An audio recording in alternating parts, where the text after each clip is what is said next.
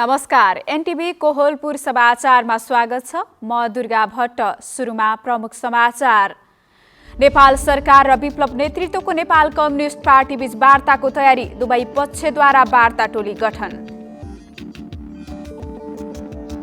वादी समुदायलाई खेतीयोग्य जमिन दिन नसकिने कर्णाली सरकारको भनाई, जमिनको क्षेत्राधिकार नभएको मुख्यमन्त्रीद्वारा जानकारी। बाँकेमा आजदेखि दोस्रो नेपालगञ्ज फोटो फेस्टिभल सुरु, फोटो प्रदर्शनले पश्चिम नेपालको पर्यटन प्रवर्धनमा टेवा पुग्ने अपेक्षा। अपहरणमा परेका नाइजेरियाका 279 जना छात्राहरू आज मुक्त, हतियार सहितको आपराधिक समूहका कारण बालबालिकाहरू जोखिममा।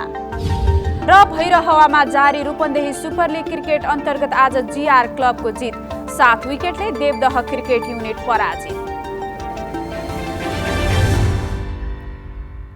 समाचार अब विस्तारमा।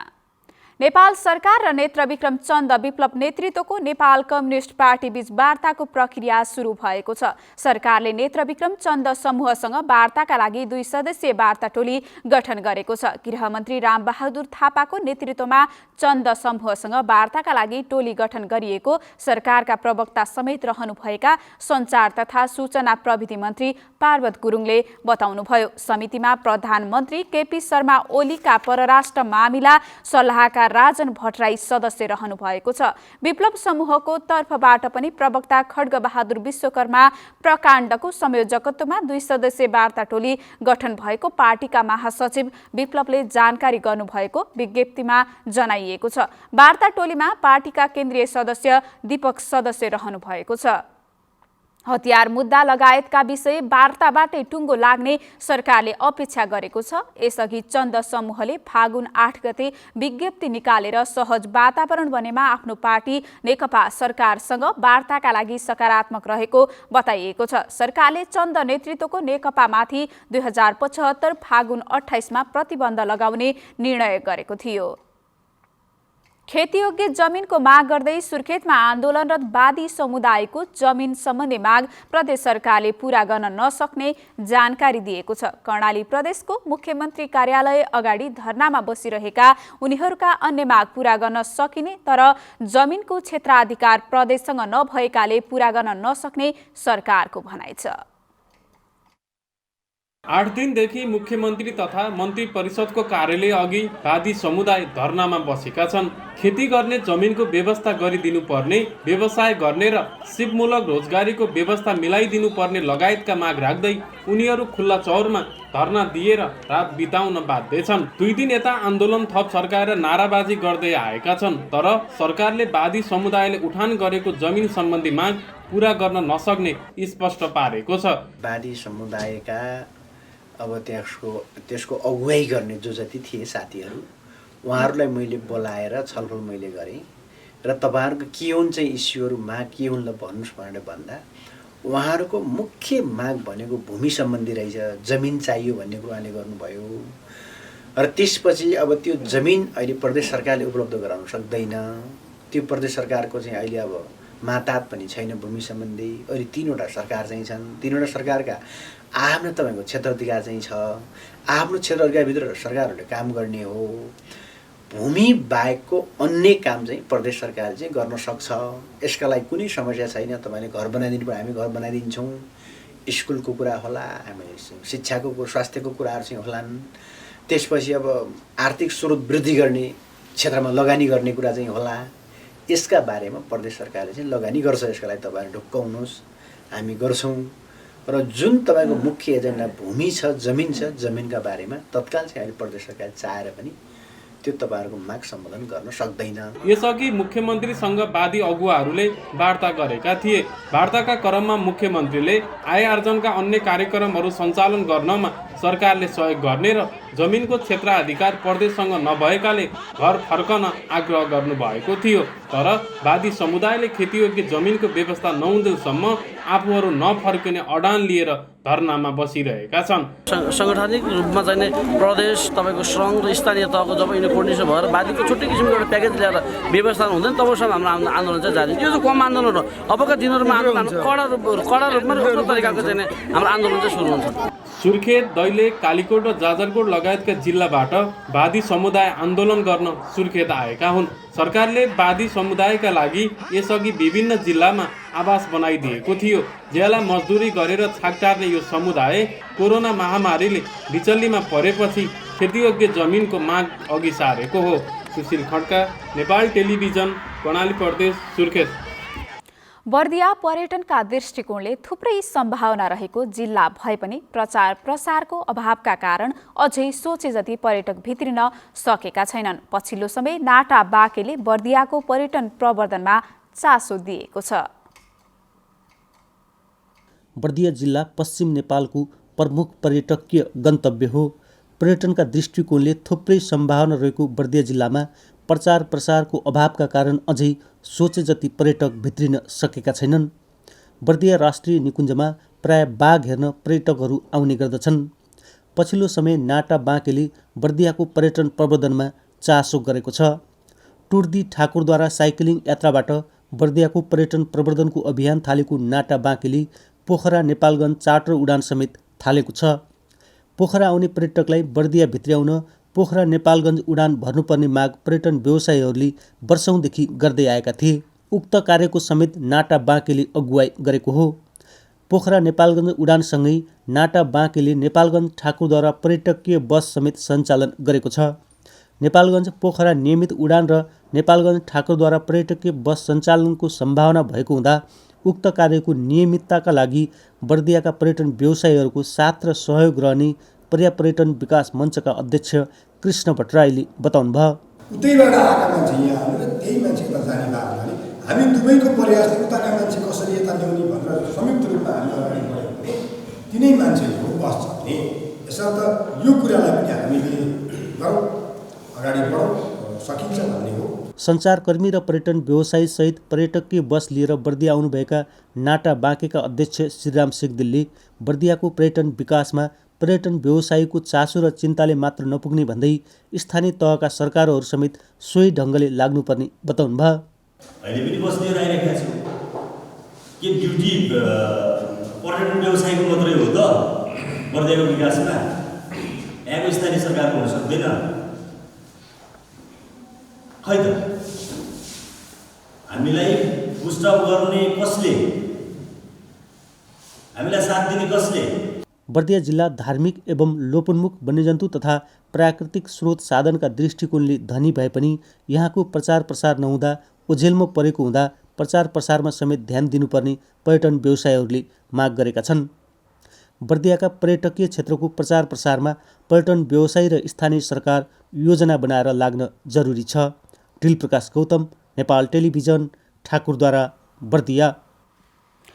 पूर्व पश्चिम राजमार्ग अन्तर्गत कोहलपुरको किरण नाला नजिकै बसले ठक्कर दिँदा मोटरसाइकलमा सवार एकजनाको मृत्यु भएको छ। घटनापछि मृतकका आफन्तले राजमार्गको कोहलपुर क्षेत्रमा केही बेर यातायात क्षेत्र अवरुद्ध गरेका थिए। पूर्वबाट पश्चिम जाँदै गरेको ख 2239 नम्बरको बसले विपरीत दिशाबाट आउँदै गरेको भे 10 प 561 नम्बरको मोटरसाइकललाई ठक्कर दिँदा कोहलपुर नगरपालिका 3 का 25 वर्षीय वीरेन्द्र शाहीको मृत्यु भएको थियो। दुर्घटनामा साइकल यात्री प्रदीप नेउपाने तथा पैदल यात्री प्रकाश महतरा समेत घाइते भएको इलाका प्रहरी कार्यालय कोहलपुरले जनाएको छ। दुवै पक्षबीच भएको छलफलपछि राजमार्गमा यातायातका साधन सामान्य रूपमा आइसकेको प्रहरी नायब उपरीक्षक रविन्द्र खनालले बताउनुभयो। उहाँका अनुसार घटनाका दोषीलाई कारबाही, घाइतेलाई उपचार तथा मृतकका परिवारलाई समयमै राहत उपलब्ध गराउने सहमति भएको छ। जिल्ला अस्पताल प्युठानमा उपचारका क्रममा एक सुत्केरी महिलाको मृत्यु भएपछि उत्पन्न विवाद अन्त्य भएको छ। नवजात शिशुको नाममा अस्पताल प्रशासनले 5 लाख रुपैयाँको अक्षय कोष स्थापना गर्ने सहमतिपछि विवाद सकिएको हो। गत आइतबार झिमरुक गाउँपालिका 7 की 24 वर्षीय अनिता एमसीको जिल्ला अस्पतालमा प्रसुतिपछि समस्या देखिएको भन्दै बुटवल रिफर गरेको थियो। बुटवल लैजाँदै गर्दा बाटोमा सुत्केरीको मृत्युपछि आफन्तहरूले अस्पतालको लापरवाही भाइले सुत्केरीको मृत्यु भएको भन्दै अस्पताल बन्द समेत गराएका थिए। स्थानीय प्रशासन र पीडित पक्ष बीचको वार्ताले शिशुको नाममा अक्षयको स्थापना गर्ने सहमति भएको अस्पताल विकास समितिका निमित्त प्रमुख खिम पार्धेले बताउनुभयो। प्युठानका अस्पतालमा पटक पटक यस्ता समस्याहरू देखिएकाले अस्पताल प्रशासनलाई गम्भीर हुन स्थानीयले आग्रह गरेका छन्।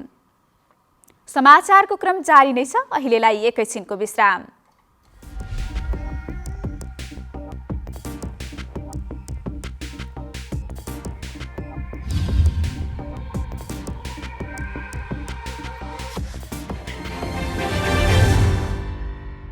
लामो समयसम्म हामी बन्दाबन्दी वा चाहिँ निषेधाज्ञा लागू गरेर चाहिँ सङ्क्रमण दरलाई नियन्त्रण गर्ने बाटोमा अगाडि बढ्न सक्ने अवस्था रहँदैन। आवश्यकता अनुसार हामी एरिया बन्दी गरेर चाहिँ ट्रेसिङको काम अगाडि बढाउनेछौँ। अन्यथा हामी आर्थिक क्रियाकलाप सँगसँगै महामारी विरुद्धको लडाइँ अगाडि बढाउनु पर्नेछ। त्यस अर्थमा सम्पूर्ण दाजुभाइ दिदीबहिनीहरूले सकेसम्म चाहिँ आवश्यकताभन्दा बढी गतिविधि मुभमेन्टहरू नगर्नका लागि म अनुरोध गर्न चाहन्छु। घर बाहिर निक्लनु पर्दाखेरि अनिवार्य रूपमा स्वास्थ्य सुरक्षा मापदण्ड प्रयोग गर्ने, मास्क लगाउने र कुनै पनि वस्तुलाई छोइसकेपछि सार्वजनिक स्थानका वस्तुहरूलाई छोइसकेपछि सेनिटाइज गर्ने वा चाहिँ साबुन पानीले हात धुने जस्ता मापदण्डहरू प्रयोग गर्ने र एक अर्को व्यक्तिबाट चाहिँ निश्चित दूरी बनाएर चाहिँ संवाद गर्ने खालको तरिका प्रयोग गर्यो भने यो महामारी विरुद्ध हामी आफूलाई सुरक्षित गर्न सक्छौँ। त्यो दिशामा सम्पूर्ण दाजुभाइ दिदीबहिनीहरूको सहयोग हुनेछ भन्ने विश्वास र अपेक्षाका साथ म हार्दिक अनुरोध गर्न चाहन्छु। जनचेतनाका लागि लुम्बिनी प्रदेश सरकार, मुख्यमन्त्री तथा मन्त्री परिषदको कार्यालय रूपन्देही। विश्रामपछि समाचारमा पुनः स्वागत छ। अब बाँकी समाचार। बाँकेको नेपालगञ्जमा आजदेखि दोस्रो नेपालगञ्ज फोटो फेस्टिभल सुरु भएको छ। नेपालगञ्जको होटल बाटिकामा सुरु भएको फोटो प्रदर्शनीले पश्चिम नेपालको पर्यटन प्रवर्धनमा टेवा पुग्ने अपेक्षा गरिएको छ। बाँकेको होटल बाटिकामा मङ्गलबारदेखि 2 दिने फोटो प्रदर्शनी सुरु भएको छ। लुम्बिनी, कर्णाली र सुदूरपश्चिम प्रदेश क्षेत्रमा 2 वर्षभित्र खिचिएका 150 भन्दा बढी छनौट गरिएका फोटोहरू प्रदर्शनीमा राखिएको छ। प्रदर्शनीमा पश्चिम नेपालको जनजीवन, संस्कृति, पर्यटन गन्तव्यहरू, खेलकुद र खुसीका क्षणहरू कैद गरिएका तस्बिरहरू राखिएको हो। यो पार्ट हेर्दाखेरि चाहिँ के यो फोटो फेस्टिभलको कुरा राखेर चाहिँ अलिकति हाम्रो लास्ट टाइम चाहिँ अलिक बढी वाइल्ड लाइफ थियो, यसपालि अलिक बढी चाहिँ कल्चरतिर गएको छ भनेको मतलब अलिक धेरै फोकस चाहिँ कल्चरमा छ। त्यसपछि अलिकति ल्यान्डस्केपहरूमा बढी फोकस छ होइन। न्युजमा चाहिँ एक्सपेक्टभन्दा कम लाग्यो मलाई। फोटो प्रदर्शनीमा समाचार र दैनिक जीवन, संस्कृति र पर्यटन, वन्यजन्तु र प्रकृति, खेलकुद तथा नेपाल स्माइल, जसमा खुसी, उत्साह र उमङ्ग झल्किने फोटो गरी 5 विधामा प्रतिस्पर्धा हुनेछ। फोटो फेस्टिभलले नेपाल सहरको महत्त्व र इतिहासलाई जोगाउन सहयोग गर्ने अपेक्षा गरिएको छ। यो क्षेत्रको फोटोग्राफीको कुरा गर्दाखेरि थुप्रै यस्तो ठाउँहरू छन् जुन अहिलेसम्म पनि त्यो फोटोहरू खिचेको छैन पश्चिम नेपालमा र धेरै ठाउँहरू बाहिर आउन सकेको छैन। अहिले त सोसल मिडियाको कारणले गर्दा आइरहेको छ, तर अझै पनि जुन ढङ्गले आउनुपर्ने हो हाम्रो संस्कृति, हाम्रो कला, हाम्रो यहाँको परम्परादेखि लिएर हाम्रा पर्यटकीय ठाउँहरू, हाम्रा धार्मिक महत्त्वका ठाउँहरूको अझै पनि आउन सकेको छैन।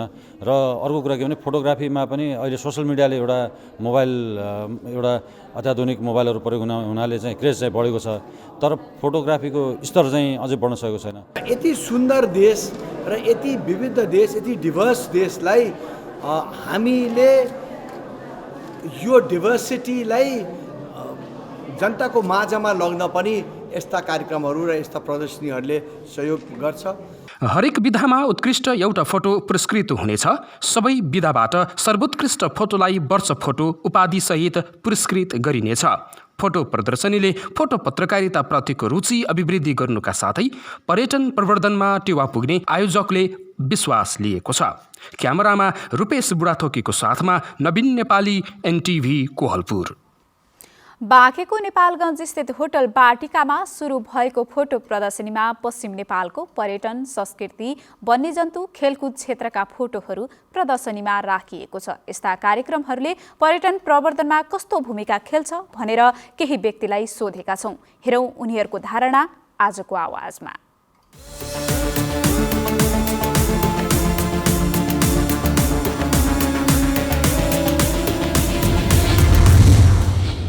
एउटा क्रिएसन हो, एउटा आर्ट हो होइन। अब यहाँ तपाईँको जति पनि प्रदर्शनीमा तपाईँले फोटोहरू हेरिराख्नुपर्छ, यो सबै कुनै न कुनै सिक्वेन्स र मोमेन्ट्सको पिक्चरहरू बढी छन् होइन।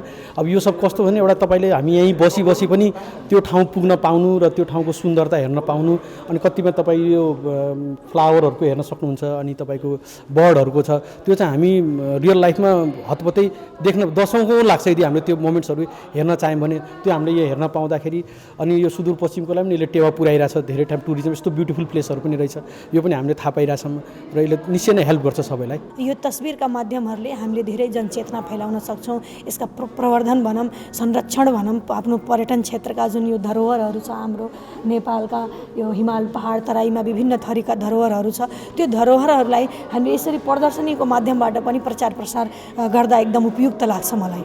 यसले चाहिँ देशमा लोप हुन लागेका कुराहरू र विभिन्न ठाउँमा लुकिएर हामीले नदेखेका कुराहरूलाई चाहिँ फोटो मार्फत सबैलाई जानकारी सुसूचित गरेर त्यो ठाउँमा जानको लागि उत्प्रेरणा प्रदान गर्ने गर्छ। त्यसकारणले चाहिँ फोटो प्रदर्शनी चाहिँ सबै ठाउँमा भयो भने स्थानीय र आन्तरिक पर्यटनलाई चाहिँ ठुलो टेवा पुग्छ जस्तो मलाई लाग्छ। एकदमै मन पर्यो फोटो सुटहरू, कस्तो राम्रो राम्रो फोटोहरू, विभिन्न किसिमको फोटोहरू यहाँ खिचिएको छ, अनि कस्तो पुरानो खालको पुरानो प्राचीन कालदेखि आएको सबै फोटोहरू रहेछ यहाँ। अनि मलाई चाहिँ यो सब हेरेर एकदमै खुसी लाग्यो, अनि यसले पछि पनि धेरै नै राम्रो गर्न सक्छ, सफल बनाउन सक्छ। यस्तै जसले फोटोग्राफीहरू गर्छ नि हो तिनीहरूलाई चाहिँ एकदमै टेवा पुऱ्याउन सक्छ। एकदमै राम्रो छ होइन। यस्तै गरी सबैले गराउन् फोटो, पहिला प्राचीन कालदेखिको सबैलाई हेर्ने मौका नै पाइन्छ, अनि हामीले मात्र नभएर सबैले जुन पर्यटनको लागि आउँछन् सबैले हेर्न पाउन् र भोलिको भविष्य पनि सबैको राम्रो होस्। पहिला यस्तो थियो, यस्तो हुँदो रहेछ भन्ने जानकारी सबैलाई होस्। मलाई यो बास अफिसले गराएको यो फोटो फेस्टिभल, यसमा धेरै आफूले नदेखेको ठाउँहरू पनि, धेरै यता टाढाको ठाउँहरूको आफूले नदेखेको सिनहरू सबै देख्न पाउँदा धेरै खुसी लाग्यो, रमाइलो लाग्यो।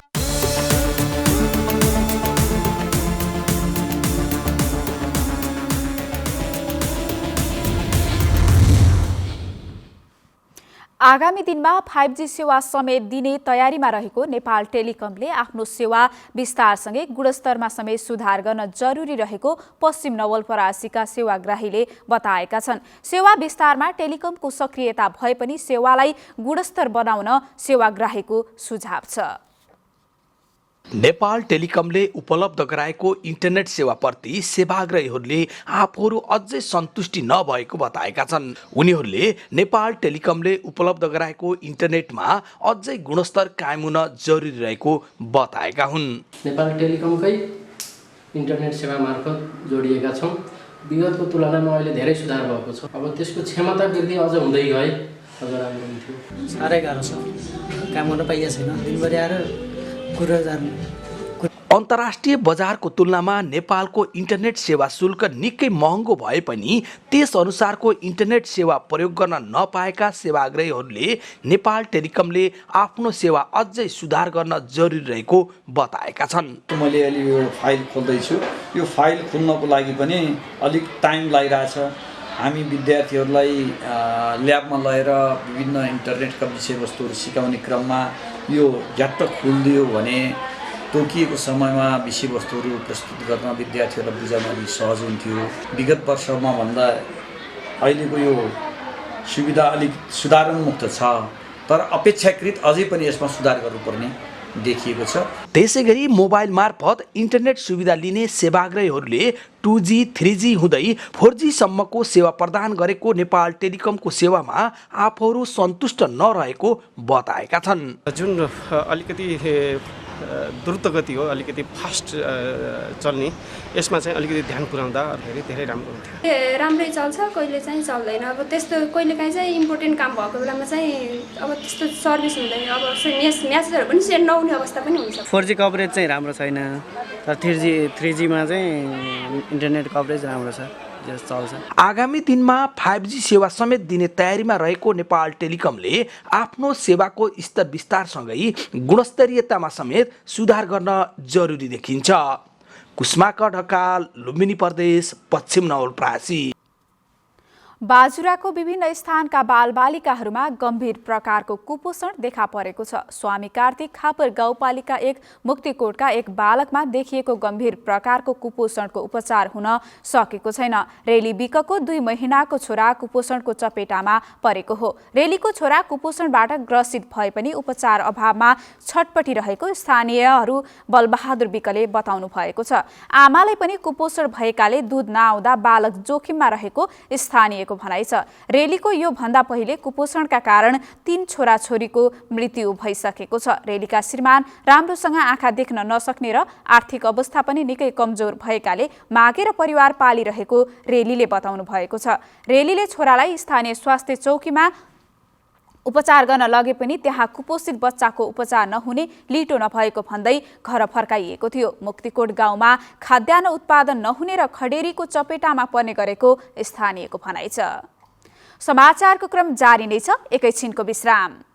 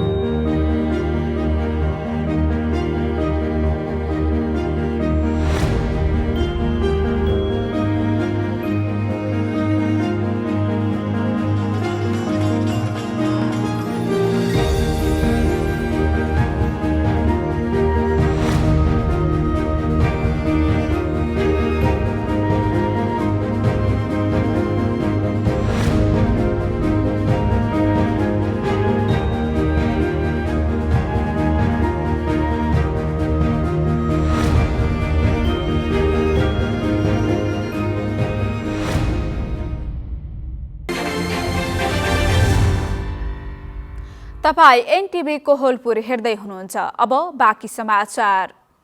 सुदूरपश्चिम प्रदेशका मुख्यमन्त्री त्रिलोचन भट्टले प्रदेशको समग्र विकासका लागि नगर विकास कोषसँग सहकार्य र समझदारी गरेर अघि बढ्ने बताउनु भएको छ।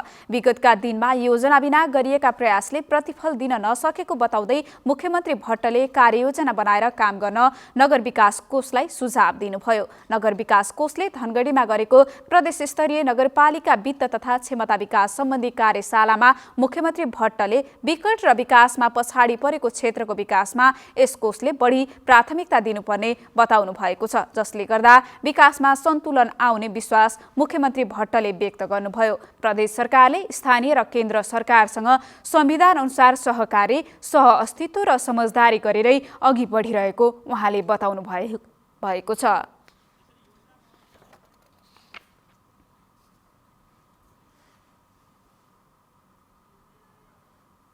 नेपाल नगरपालिका संघका अध्यक्ष अशोक कुमार ब्यान्जु श्रेष्ठले विकास र समृद्धिका लागि तीनै तहका सरकारबीच सहकार्य, सहअस्तित्व स्वीकार गर्ने गरी काम गर्नुपर्ने बताउनु भएको छ।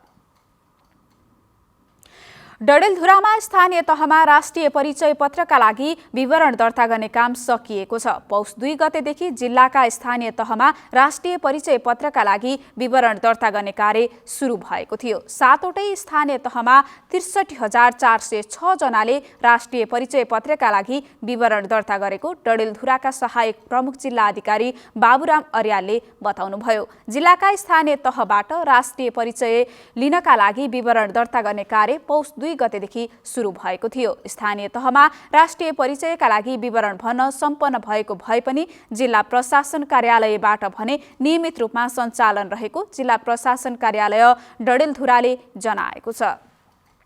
अब अन्तर्राष्ट्रिय समाचार।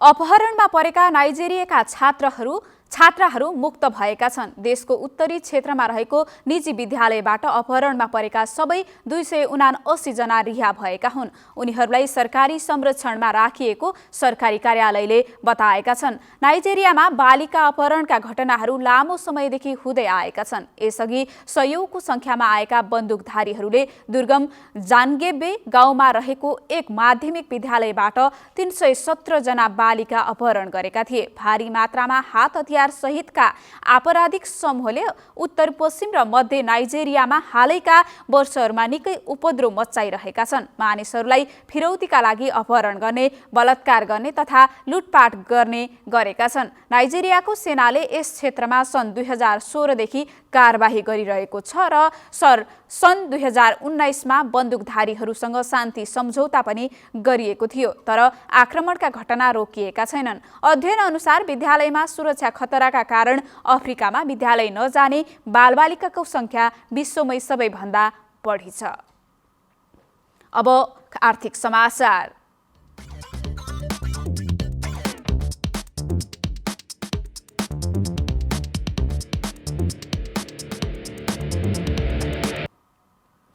आज नेपाली बजारमा सुन चाँदीको मूल्य ओह्रालो लागेको छ। हिजो प्रतितोला 88,700 रुपैयाँमा कारोबार भएको छापावाल सुन आज प्रतितोला 1,700 रुपैयाँले घटेर 87,000 रुपैयाँमा कारोबार भइरहेको छ। नेपाल सुनचाँदी व्यवसायी महासंघका अनुसार तेजाबी सुन पनि सोही मूल्यले नै घटेर प्रतितोला 86,550 रुपैयाँमा कारोबार भइरहेको छ। त्यस्तै चाँदी आज 40 रुपैयाँले घटेर प्रतितोला 1,290 रुपैयाँमा कारोबार भइरहेको छ। हिजो चाँदी प्रतितोला 1,330 रुपैयाँमा कारोबार भएको थियो। अब खेलकुद समाचार।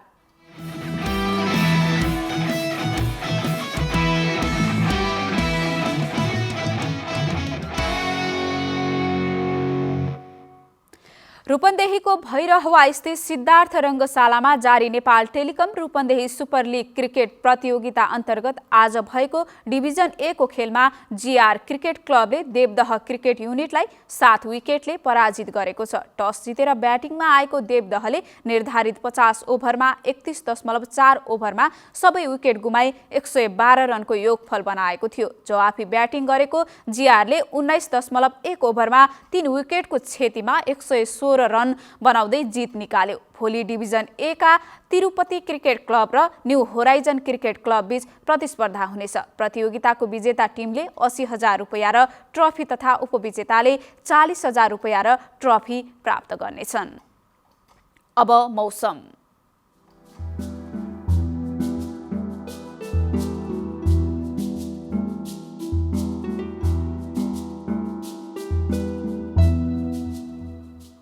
देशका उच्च पहाडी तथा हिमाली भूभागहरूमा आंशिक बदली रहेको छ। दिउँसो देशका पूर्वी प्रदेशका पहाडी भूभागहरूमा आंशिक बदली र बाँकी भूभागमा मौसम सफा रह्यो भने राति पनि पहाडी भूभागमा आंशिक बदली र बाँकी भूभागहरूमा मौसम सामान्यतया सफा रहनेछ। अब मौसम सम्बन्धी थप विवरण।